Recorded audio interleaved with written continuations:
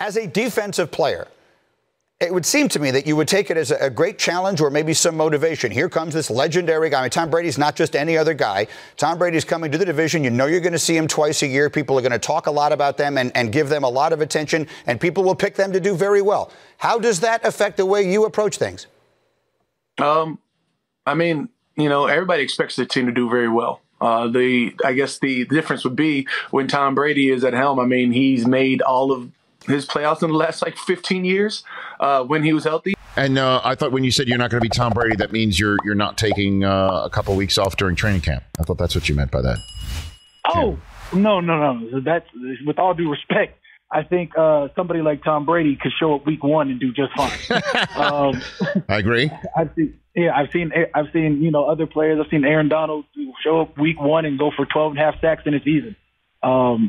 When a vet knows how to play, especially when you're one of the best to ever play your position, I think that training camp is for younger players. They're younger guys. Yeah. When you talk about everything that Tom has done in his career, the amount of championships that he's won. We have to be able to play our best ball because they have a phenomenal set of weapons on the offensive side with Julio Jones now, with Kyle Rudolph, with, the mainstay of Mike Evans, Chris Godwin, Leonard Fournette.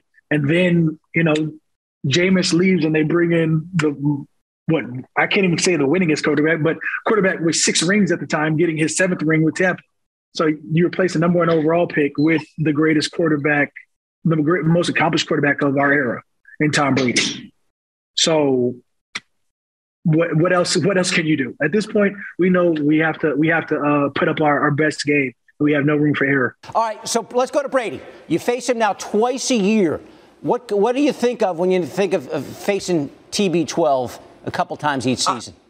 I mean, I'm not overly excited about it simply because we know that he makes all the quick throws. I mean, if he doesn't see something downfield that he likes, he will check down. And as a D lineman, I'd rather try to go for that deep ball. I do wonder, as one who has never sacked anyone in my entire life, I would ask you, are all sacks created equal? Is it different when you sack? It doesn't have to necessarily just be Brady, but when you get in there and you sack one of the legendary big-name quarterbacks in the NFL, does it feel a little different than it does someone whose name everybody doesn't know? I'd like to think that the 2 new additions to NFC South are quarterbacks that have already sacked. So I don't know if there's going to be a different feeling to it. I do know it's going to be a little bit more difficult knowing what Tom Brady knows, knowing how Tom Brady gets the ball out. He does have one of your quickest releases. I mean, it's not the fact that he's going to be taking the deep shots anymore. He's got a lot of intermediate routes. He's got a lot of check downs in him. And everybody knows this. So it's very hard to get a hold of Brady. So it's going to be a challenge in itself. We had Von Miller on this program, and he told a story about their playoff game this last January. They were killing him, and he started trash talking Tom Brady a little bit. And then as soon as he did that, the comeback started, and Von was like, "What did I do? I will never do this again." Have you trash talked Tom Brady ever? Can you trash talk Tom Brady? Like, what's the point? Maybe Von can because he's a Super Bowl MVP himself. But I don't have the accolades to be like, "Hey, Tom, this is what we're going to do." And he'd be like, "Yeah, I've won 7 Super Bowl rings." Touche. When you think about the 3 or 4 times that I've played Tom Brady, I think I've only got a sack off of him. So, I mean, it's not like he's one of my most favorite targets. Have I sacked him? Yes. Have I sacked him a lot? No. Like, there's no one aspect you could be like, "Yeah, Tom, you're soft. You're a quarterback. You're going to be soft." Like, you can't ever be like, "Yeah, you're not making all the throws. I've shown you I can make every throw." We're going to disguise his defense. I've seen every defense. You have been in this league for 23 years now. I'm proud of your dozen. He's been in for 23. Could I talk a little trash with him? Sure. About maybe some gray hairs, maybe? I don't know. Like, what else are you going to talk to him? Like, the art of talking smack goes with domination.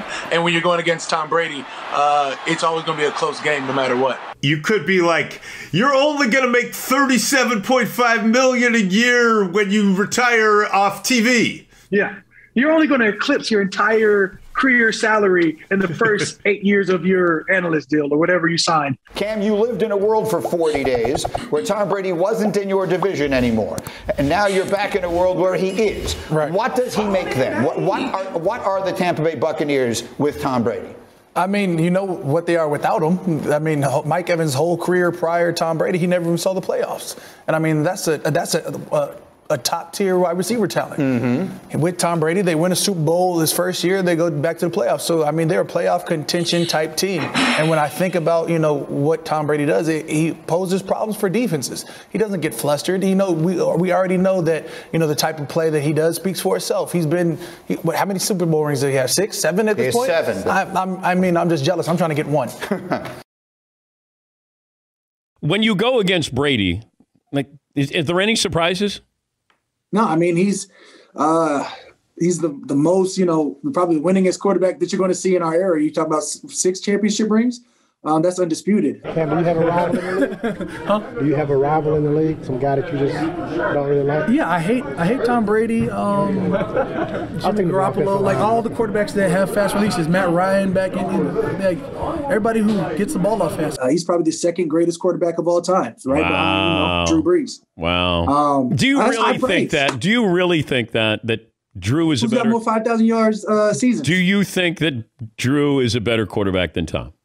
Do I know that Drew is a better quarterback? Yeah. Last 10 years of my life tells me so. That's being a good teammate. So, Cam, you've seen Tom Brady now up close and personal 3 times at age 43. Give us your view of him at this stage and age. What are you seeing from Brady? It's playoff Tom. I mean, if that's a thing, I mean, he's got 6 rings for a reason. I mean, this is 10th Super Bowl to come in there.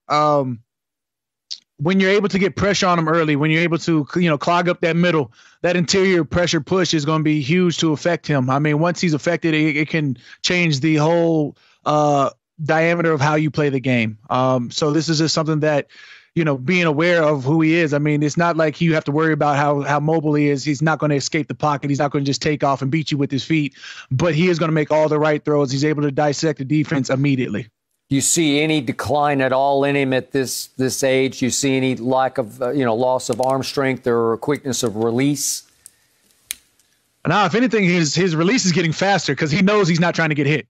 I mean, his ability, again, to register defenses, to attack a defense with the intermediate throws, the shallow routes, the check downs that have been so valuable to him. I mean, he's got all the weapons to do so. You talk about Antonio Brown, Gronkowski, Mike Evans, Chris Godwin, Leonard Fournette, Jones in the backfield. They've got every weapon imaginable to make up for anything that about him holding the ball or trying to make those deep passes each and every time. And he's coming in with the ability to get the ball out the fastest in the league. By the way, Cam, does Brady talk at all during the games? Did you try talking to him? Did he talk back? Yeah, absolutely. But does he talk back? No. I mean, he's got a phenomenal life. Then you go down to Tampa Brady, Tampa I think that's how it's pronounced. Whatever you want to call it. And now Tampa. Exactly, whatever you want to call him, Tom Brady, then blows on a conch shell and Gronkowski magically comes out of retirement. So now you've got, Cameron Brate, Gronkowski, and O.J. Howard at tight end, and you still have 2,000-yard receivers and Mike Evans and Gottlieb. Thank you for watching, and please like and subscribe as I post a new Tom Brady video every day.